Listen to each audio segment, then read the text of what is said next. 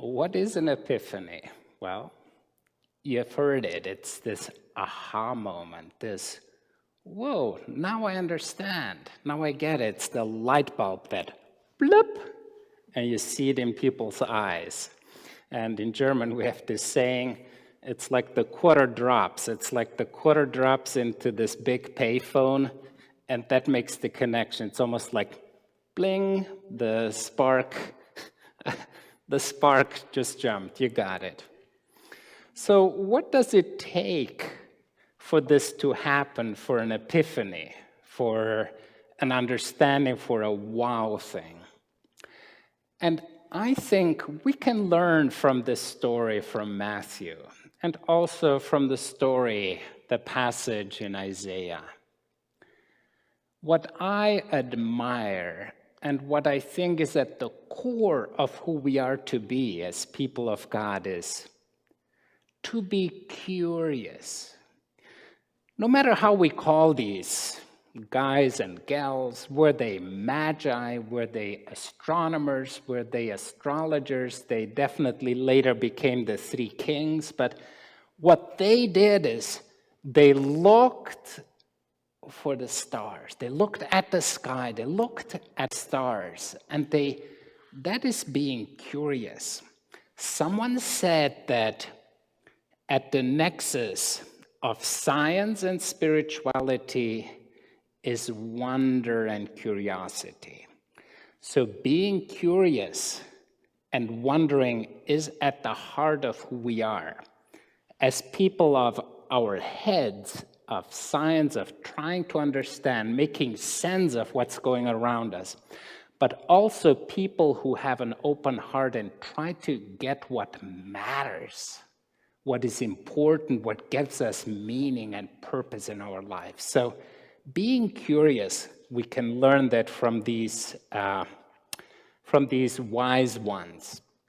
And I don't want to make it very specifically three men, or because if they would have been women, way more effective for us all. They would have asked for directions. They would have been on time. They would have brought a casserole, something, and there would be peace on earth. Yeah. So, yeah.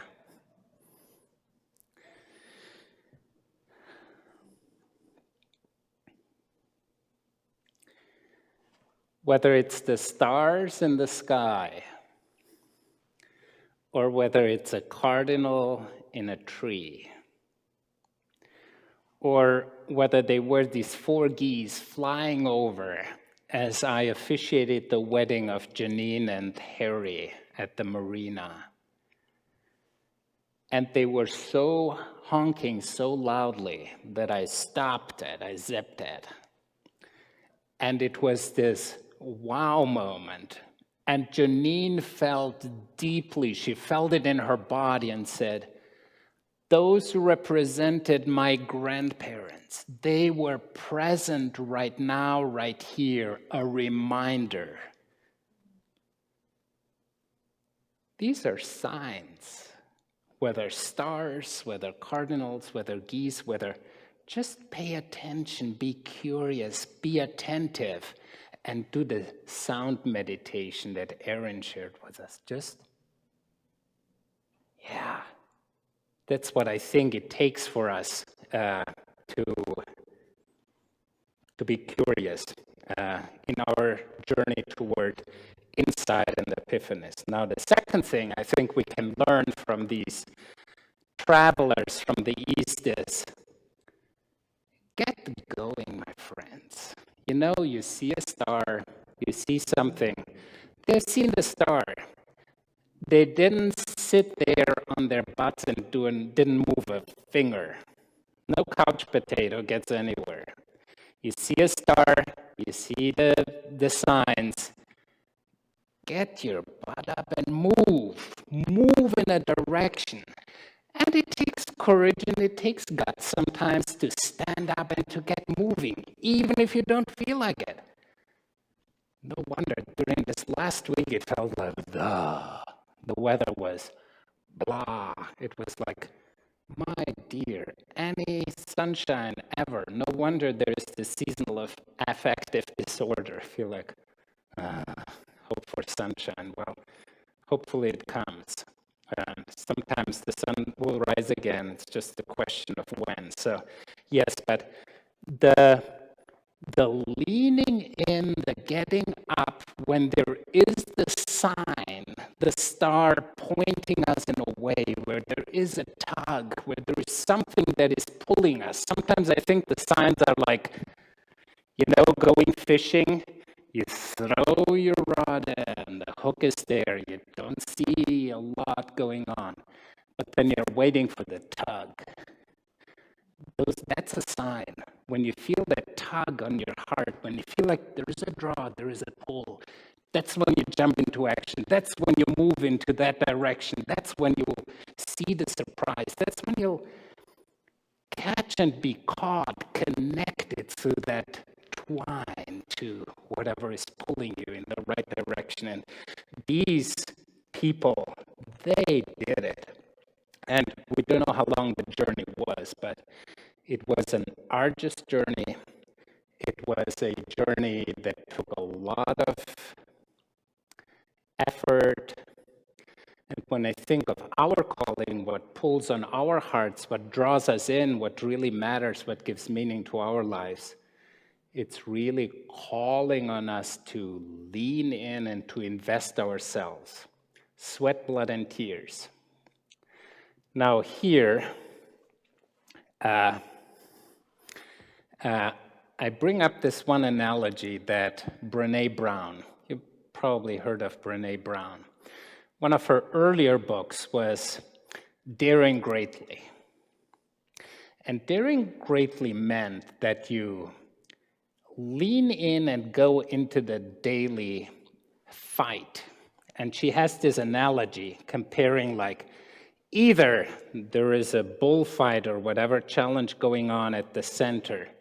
Your choice is either to go in and wrestle with whatever is at hand, whatever is calling you, whatever task you're to tackle. You can either go into the fight and give it your all, or you can stand on the sideway and just observe and think like, doesn't make a difference. So the daring greatly means to go in, be all in. What matters, what is so important in your life and in our community that's worth living for, that's worth dying for, that's worth your blood, sweat, and tears. What is it?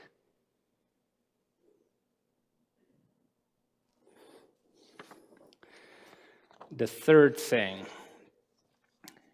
that I learn, and I think is a call and invitation for us from these people who journeyed, who were moving toward the Epiphany and following the star, is that once they encountered Jesus, once they experienced some of the wonder, the reality of God incarnate in this baby, they knelt down. They kneel down. There is something about being on your knees, and for me, it means for them to be in their proper place. There's some people too inflated, too high, too disconnected to the ground. And when we think of kings and queens and presidents and contenders and all of that, we think like, did they lose ground? Did they lose ground? Are they still grounded? So this kneeling, this being grounded, this being humble, being in your right place in a sense of not to be too inflated. It's not all about you. And it's good to be reminded of that. It's like this saying, there are two good news. One is there is a God. The second one is it's not you. Yeah. That's what I think we can learn from them.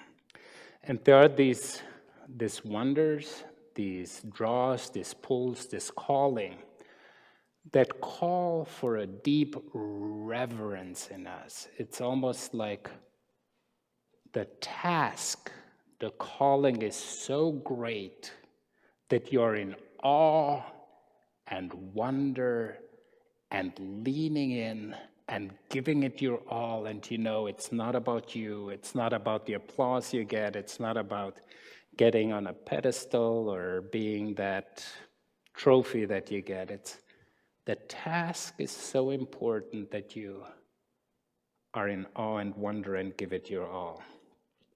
And the last, fourth step, I think we can learn from these wise ones is once they arrive, once they kneel, it says they opened their treasure chests. So they open up and they give gifts of gold, frankincense, and myrrh. What? Yes. What is that giving about? You see them there carrying the gifts and following the star and moving toward Jesus, and Jesus is reaching for that gift. So they actually hand their gifts over. So what is the calling about the gifts? The gift is that you give it your all, your time, your energy, your treasure, your muscle, your brain, your brawn. You lean into it and realize that it's all worth it. All this arduous journey, all the sweat, blood, and tears, all you have invested, everything it's all worth it. If you follow that star, if you follow your calling, if you're in there. So the question for me is, what is so important in your life that is calling you, that it beckons you, that it really matters that you're invested? And will you follow that calling? Will you lean in? Will you let it draw you? Will you let it energize you?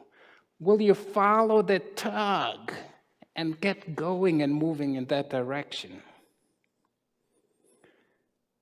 If you get that, my friend, that will be more than an epiphany for you and for all of us.